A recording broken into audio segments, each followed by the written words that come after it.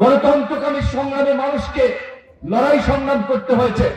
বিশেষ করে এই আন্দোলন সংগ্রামের প্রেক্ষাপট তৈরিতে রাজনৈতিক শক্তিগুলো আওয়ামী ফ্যাসিবাদের বিরুদ্ধে লড়াই করতে গিয়ে আপনারা সকলেই জানেন, যারা আপনাদের প্রতিবেশী বিরোধী দলের অনেক নেতা কর্মী আওয়ামী বিরোধী রাজনীতি করার কারণে মামলার শিকার হয়েছে, খুনের শিকার হয়েছে, গুমের শিকার হয়েছে, এলাকা ছাড়া ছিল।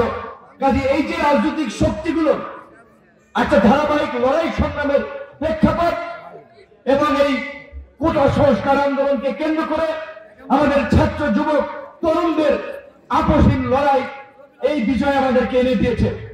এই বিজয়ের অংশীদার দেশের প্রত্যেকটি মানুষ। কাজেই সেই মানুষের কাছে এই বিজয়ের স্বাদ পৌঁছে দিতে আমরা মনে করি আমাদের এই অভ্যুত্থান পরবর্তী আমাদের নতুন রাজনৈতিক সমঝোতা প্রয়োজন, নতুন রাজনৈতিক বন্দোবস্ত প্রয়োজন। পুরানো রাজনৈতিক বন্দোবস্ত দিয়ে, পুরানো ব্যবস্থা দিয়ে এই দেশ কার্যকর চলবে না, সেটা এই জুলাই গণ অভ্যুত্থানের মধ্যে দিয়ে প্রমাণিত হয়েছে। যেই কারণে আমাদের এই জুলাই গণ অভ্যুত্থানের নেতৃবৃন্দের, ছাত্র নেতৃবৃন্দের পরিষ্কার ঘোষণা ছিল কিন্তু ফ্যাসিবাদী ব্যবস্থার বিলোপ এবং নতুন রাজনৈতিক বন্দোবস্ত। আপনারা জানেন বাংলাদেশের গত 53 বছরের ইতিহাসে আমরা যদি 75 থেকে মুক্তিযুদ্ধের 71-এর পরে 72 থেকে শাসন ব্যবস্থার চিত্র দেখি, 72 থেকে 75 পর্যন্ত মুক্তিযুদ্ধের চেতনার নাম দিয়ে আওয়ামী লীগ এই দেশে তখন একদলীয় শাসন কায়েম করেছিল। মুক্তিযোদ্ধাদেরকে দিয়ে মুক্তিযোদ্ধাদেরকে হত্যা করিয়েছিল, গুম খুনের একটা নৈরাজ্য তৈরি করেছিল। আওয়ামী লীগের নেতা কর্মীদের অত্যাচার, নির্যাতন, চাঁদাবাজি, লুটপাট, এমনকি এমনও গল্প আছে আওয়ামী লীগের মন্ত্রিসভার শীর্ষ সদস্য ছিলেন, অথচ ওই টঙ্গী ব্রিজের উপর দিয়ে নাকি নতুন বউ নিয়ে যাচ্ছিল, সেটাও আপনার চিন্তাই করে তাদেরকে তুলে নিয়ে ধর্ষণ করেছিল। এমনও বই পুস্তকে এই সমস্ত কথাবার্তা আছে। তো সেই 72 থেকে 75 পর্যন্ত সেই ইতিহাসের বর্বরতা, নির্মমতা আমরা যারা দেখি নাই, আমরা অন্তত গত 16 বছরের আওয়ামী ফ্যাসিবাদের বর্বরতা এবং নির্মমতা দেখেছি। গত 16 বছরে ক্ষমতায় থাকার জন্য 3,500 মানুষকে বিচার বহির্ভূতভাবে হত্যা করেছে, 6 শতাধিক মানুষকে গুম করেছে, রাষ্ট্রীয় বিধিবিধান নিয়ম নীতি তোয়াক্কা না করে একটা গণতান্ত্রিক রাষ্ট্রকে একদলীয় শাসন ব্যবস্থায় প্রতিষ্ঠা করেছে, ফ্যাসিবাদী রাষ্ট্রে পরিণত করেছে, স্বাধীন সার্বভৌম রাষ্ট্রকে ভিনদেশীদের কলব লাঞ্ছে পরিণত করেছে, যার ফলে দেশের স্বাধীনতা সার্বভৌমত্বের সংকট থেকে জনগণের মুক্তির জন্য এই গণ অভ্যুত্থান অনিবার্য হয়ে পড়েছিল। এই গণ অভ্যুত্থান হয়তো ছাত্রদের কোন সংস্কার আন্দোলনকে কেন্দ্র করে না হলে হয়তো অন্য কোনো ভাবে হতো, কিন্তু গণ অভ্যুত্থানটা অনিবার্য হয়ে পড়েছিল। কাজে সেই জন্য আমাদের পরিষ্কার কথা, এই গণ অভ্যুত্থানের জন্য গত 16 বছরের যে ধারাবাহিক লড়াই সংগ্রাম এবং 36 দিনের লড়াইয়ে আমাদের যে সাহসী যুবক হাজার হাজার তরুণরা জীবন দিয়েছে, প্রাণ দিয়েছে, রক্ত দিয়েছে, সেই তরুণদের রক্ত এবং প্রাণের বিনিময়ে যে পরিবর্তন এসেছে, সেই পরিবর্তনকে স্থায়ী করার জন্য আমাদের নতুন রাজনীতি প্রয়োজন, নতুন নেতৃত্ব প্রয়োজন, নতুন সংস্কৃতির প্রয়োজন। এই সোনারগাঁয়ের কথাই যদি আমরা দেখি, গত 30 বছরের যে পার্লামেন্টারি ডেমোক্রেসির কথা বলা হয়, সামরিক স্বৈরশাসক এরশাদের পতনের পরে গণতান্ত্রিক পদ্ধতিতে, গণতান্ত্রিক প্রক্রিয়ায় নির্বাচনের মধ্য দিয়ে যারা ক্ষমতা এসেছে, 5 বছর পর পর ক্ষমতার পালা বদল হয়েছে, কিন্তু জন আকাঙ্ক্ষা কখনোই পূরণ হয় নাই। যারাই ক্ষমতায় গিয়েছে তারাই দখলবাজি, চাঁদাবাজি, জনগণকে জিম্মি করা, উন্নয়নের নামে লুটপাট করা, রাষ্ট্রযন্ত্রকে দলীয়করণ করা, নিজেদের মতো করে পরিচালনা করা, এই পুরানো চালচিত্র আমরা মোটামুটি সবাই গত 33 বছরের পার্লামেন্টারি বা সংসদীয় গণতান্ত্রিক ব্যবস্থায় আমরা দেখেছি। তাই আমরা এই গণ অভ্যুত্থানের অংশীদার ছাত্র জনতা নাগরিকদেরকে বলবো, এই দেশের পরিবর্তনের জন্য, শহীদদের আকাঙ্ক্ষার নতুন বাংলাদেশ বিনির্মাণ করার জন্য আসুন আমরা নতুন রাজনীতি নিয়ে এগিয়ে যাই, নতুন ভাবে এই দেশকে গড়ে তুলি, যেখানে আমি ফ্যাসিবাদের মতো কোনো ফ্যাসিবাদ তৈরি হবে না, শেখ হাসিনার মতো কোনো দানব শাসক তৈরি হবে না। গণতন্ত্রের পক্ষে কথা বলতে গিয়ে, মানুষের অধিকারের পক্ষে কথা বলতে গিয়ে, দখলদারদের বিরুদ্ধে কথা বলতে গিয়ে কোন মানুষকে লাশ হতে হবে না, জীবন দিতে হবে না, দেশ ছাড়তে হবে না। বিশেষ করে এই সোনারগাঁয়ের আমার কথা আমি আপনাদের কাছে জানতে চাই, আপনারা বলেন, এই যে সোনারগাঁয়ের মেঘনা নদীকে কেন্দ্র করে নদীর দুই পাশে যে দখলদারি, সড়কের চাঁদাবাজি, সিন্ডিকেট, আওয়ামী লীগ ক্ষমতায় থাকতে আওয়ামী লীগ করেছে, এখন কি সেগুলো বন্ধ হয়েছে? বন্ধ হয় নাই। আওয়ামী লীগের তো পতন হয়েছে। আওয়ামী লীগ দেশে নাই। হাসিনা এবং তার মন্ত্রীরা যান বাঁচাতে কাপড় চুপুর ছাড়াই দেশ ছেড়ে পালাইছে। তাদের চাঁদাবাজি, দখলবাজি, টেন্ডারবাজি, জনগণকে জিম্মি করা, এই মাফিয়াগিরি করছে কারা? পরিষ্কার ভাবে আমরা আপনাদেরকে স্মরণ করে দিতে চাই, বারবার বলতে চাই, এই দেশের জনগণ বারবার প্রতারিত হয়েছে, ধোঁকা খেয়েছে। কাজী এই গণঅভ্যুত্থানের পরেও যদি আমরা নতুন ভাবে এই বাংলাদেশকে বিনির্মাণ করতে, নতুন রাজনীতি এবং নতুন নেতৃত্ব তৈরি করতে না পারি, তাহলে কিন্তু আবারও আমাদের সেই একই ভোগান্তির দিকে যেতে হবে। তবে এটাও ঠিক, আমার এই গণঅভ্যুত্থানকে কুক্ষিগত করে কেউ নিজের দলীয় সম্পত্তি ভাবলে, নিজেদের প্রপার্টি ভাবলে সেটাও ভুল হবে। এই যে যাত্রাবাড়ি আন্দোলন হয়েছে, এই গণঅভ্যুত্থানে উত্তরা, মিরপুর, বিভিন্ন জায়গায় যে অসম্ভব রকমের প্রতিরোধ হয়েছে, বিশেষ করে ঢাকার 4টি জনের যে প্রতিরোধ, সেই প্রতিরোধ সারা দেশের মানুষকে সাহসী করেছিল, প্রতিবাদী করেছিল। এই যাত্রাবাড়িতে আমার যতটুকু খোঁজ খবর আমরা নিয়েছি, এই নারায়ণগঞ্জের মানুষ, এই সোনারগাঁয়ের মানুষ, এই কুমিল্লার মানুষ, এরাই সম্মিলিত ভাবে এই যাত্রাবাড়িকে প্রতিরোধ করে তুলেছিল। এবং যাত্রাবাড়িতে এই পাথর সময় এই প্রতিরোধী কিন্তু সারা বাংলাদেশের জিনিয়ে পড়া আন্দোলনকে, হতাশাগ্রস্ত মানুষকে উজ্জীবিত করেছে, যার ফলে আমরা সেই নির্যাতন নিপীড়নের মুখে আমরা জানতাম না আমরা এই দুনিয়ার আলো বাতাস দেখতে পারবো কিনা। রাতের অন্ধকারে তুলে নিয়ে গেছে, তারপরে যখন আদালতে নিয়ে গিয়েছে, আমরা আপনাদেরকে উৎসাহিত করার জন্য, প্রতিবাদের পতনের জন্য ঝুঁকি নিয়ে পুলিশের প্রিজন ভ্যান থেকে বলেছিলাম 90% পতন হয়ে গেছে, 10% আপনারা ধাক্কা দেন। আপনাদেরকে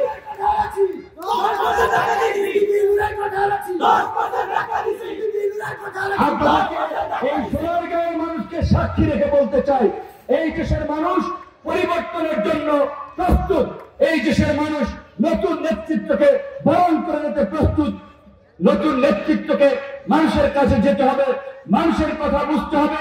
আওয়ামী লীগের মতো পুরানো ধারায় আগামীর বাংলাদেশ চলবে না, রাজনীতিও চলবে না।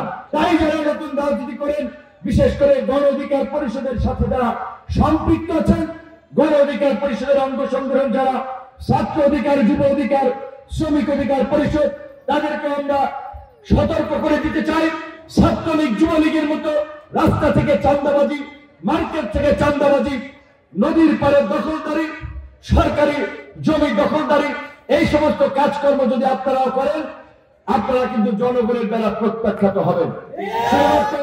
গণ অধিকার পরিষদ এবং ছাত্র যুব শ্রমিক অধিকার পরিষদের নেতৃত্বকে নয়, এইটা অপরাপর রাজনৈতিক দলের নেতৃবৃন্দকে বলবো, আওয়ামী লীগ থেকে শিক্ষা নিন, আওয়ামী লীগ থেকে সতর্ক হন।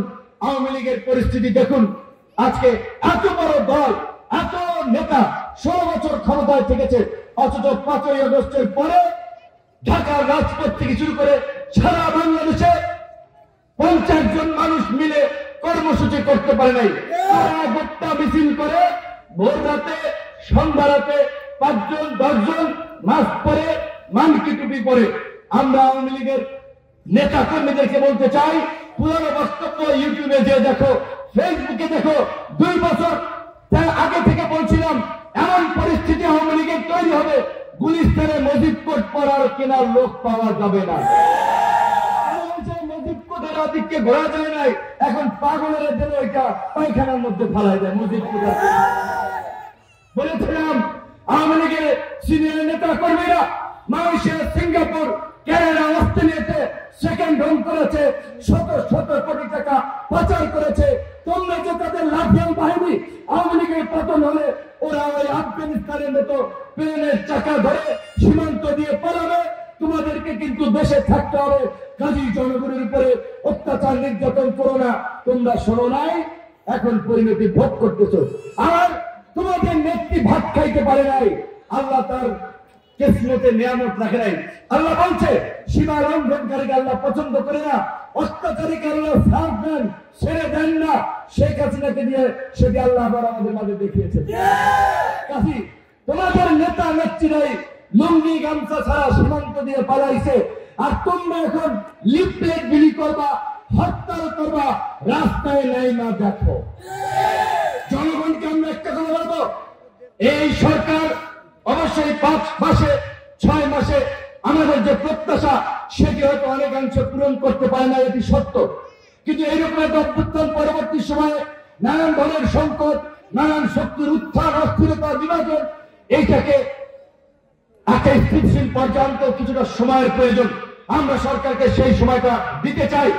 আমাদের মান অভিমান থাকবে, কিন্তু রাজনৈতিক দলগুলোকে আমরা বলবো জুলাই গণঅভ্যুত্থানকে কেন্দ্র করে নতুন বাংলাদেশ বিনির্মাণ করার জন্য আমাদের মধ্যে যে জাতীয় ঐক্য প্রতিষ্ঠিত হয়েছিল, আমাদের সেই জাতীয় ঐক্য যেন অব্যাহত থাকে।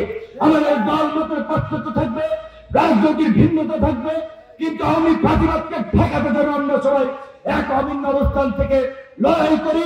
এই যে 1 থেকে 5 তারিখ পর্যন্ত ফেব্রুয়ারি মাসের যারা যে লিফলেট বিতরণ কর্মসূচি দিয়েছে, কবে নাকি হরতাল করবে, এই সোনারগাঁয়ের সাধারণ মানুষকে আমরা বলি দলমত লাগবে না।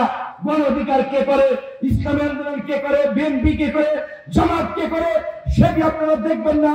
যারা আপনাদের সন্তানদের বুকে গুলি চালিয়ে, হেলিকপ্টার দিয়ে বোমা মেরে ক্ষমতায় থাকতে চেয়েছে, যারা বাংলাদেশকে দিল্লির তাবেদারি রাষ্ট্রে পরিণত করেছিল, ওই ফ্যাসিস্ট আওয়ামী লীগকে রাস্তায় দেখলে সকলের দলমত নির্বিশেষে প্রতিহত করবেন। এটাই আপনাদের ভাই এবং বন্ধু হিসেবে আমাদের আহ্বান, রাজনৈতিক দলের নেতা হিসেবে নয়।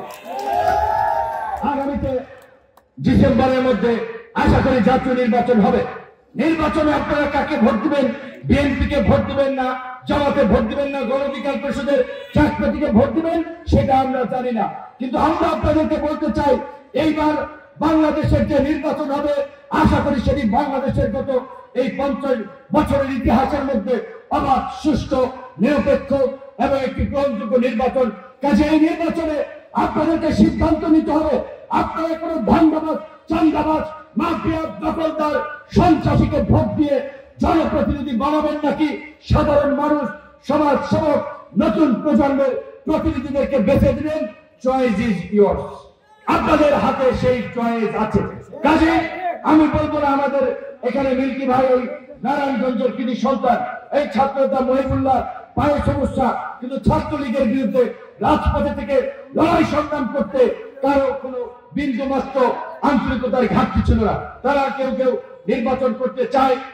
আপনারা যদি মনে করেন তারা উপযুক্ত, ভোট দিবেন, না যদি মনে করেন অন্য দলের উপযুক্ত প্রার্থী, তাকে ভোট দিবেন। কিন্তু আপনাদের উপর আমাদের আহ্বান, গতানুগতিক ভাবে যদি এই দেশের রাজনীতি চলে, তাহলে এই গণ অভ্যুত্থান একটা বেহাত বিপ্লবে পরিণত হবে। সুযোগ বারবার আসে না। 53 বছরের মধ্যে বাংলাদেশে একটিবার গণ অভ্যুত্থান হয়েছে। আবার কবে গণ অভ্যুত্থান হবে সেটি কিন্তু আমরা জানি না। আমরা আর গণ অভ্যুত্থান চাই না। এই গণ অভ্যুত্থানের মাধ্যমে আমরা আমাদের আকাঙ্ক্ষার নতুন বাংলাদেশ বিনির্মাণ করতে চাই। এবং সরকারকে বলবো, আজকে আইন শৃঙ্খলা বাহিনীর যে কার্যক্রম, ভূমিকা, সেটি নিয়ে জনমনের প্রশ্ন রয়েছে। বাজারের দ্রব্যমূল্যের যে ঊর্ধ্বগতি, সেটি নিয়ে জনমনের ক্ষোভ রয়েছে। তাই জনগণের মনে স্বস্তি দেওয়ার জন্য প্রয়োজনীয় পদক্ষেপ নেন। বিমান ভাড়া নিয়ে প্রবাসীরা ক্ষুব্ধ, এরকমের মৌলিক পণ্যের আপনারা শুল্ক বাড়িয়ে জনগণের বিরুদ্ধে অবস্থান নিয়েছেন। এই গণবিরোধী অবস্থান থেকে সরে আসবেন। সবাই ভালো থাকবেন, সুস্থ থাকবেন। আল্লাহ হাফেজ।